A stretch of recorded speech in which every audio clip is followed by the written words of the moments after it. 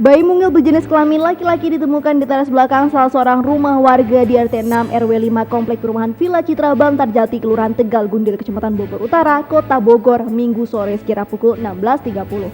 Saat ditemukan, bayi yang lahir normal ini terbungkus kain pernel dan batik dengan kondisi tergeletak di teras belakang rumah warga tersebut. Awalnya warga mengira suara yang terdengar dari arah belakang rumahnya ini suara seekor kucing, namun ternyata sesosok bayi.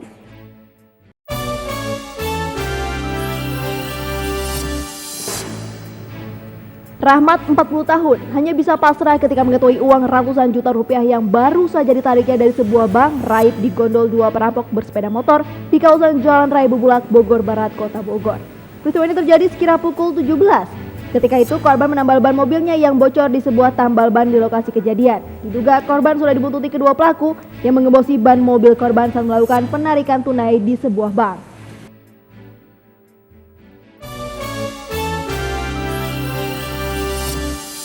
Flu burung beberapa waktu lalu sempat merebak di Sukabumi, tepatnya di wilayah Cikidang. Namun hal ini tidak membuat khawatir peternak puyuh di kota Sukabumi. Pasalnya upaya antisipasi telah dilakukan dengan selalu rutin membersihkan kandang ternak miliknya dengan cairan desinfektan seminggu 1 kali. Dengan perawatan kandang unggas yang baik dapat membuat unggas atau puyuh peliharaannya menjadi sehat dan bertahan dalam kondisi cuaca apapun.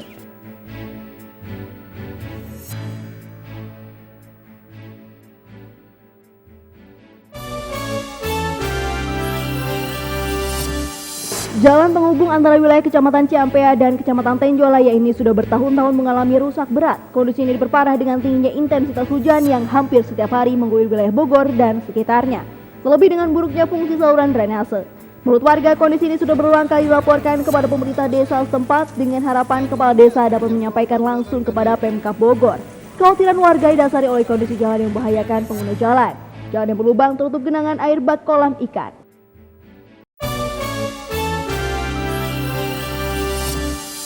Jumlah peserta Rapat Kerja Nasional Dirjen PPMD yang berasal dari 11 provinsi diantaranya Maluku, NTT, NTB, Sulawesi Barat, dan Sumatera Selatan mengunjungi Desa Muara II, Kecamatan Kadu Dampit, Kabupaten Sukabumi. Dalam kunjungan ini, pihak pemerintah Desa Muara II bersama para peserta membahas persoalan perubahan yang terjadi pasca diturunkannya program Generasi Sehat dan Cerdas yang meliputi beberapa indikator, diantaranya profil desa dan rencana aksi daerah.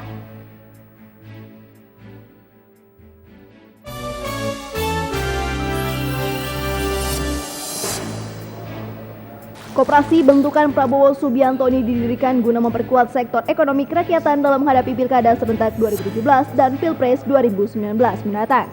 Pemberian SK tersebut berlangsung di kantor DPP Partai Gerindra Jakarta dan merupakan SK KGN pertama se-Indonesia. Setelah menempuh tahap persyaratan dan kelengkapan administratif dan juga setoran tabungan dari anggota yang lebih dari 500 orang serta memiliki belasan cabang usaha di Sukabumi dalam waktu kurang lebih 2 minggu.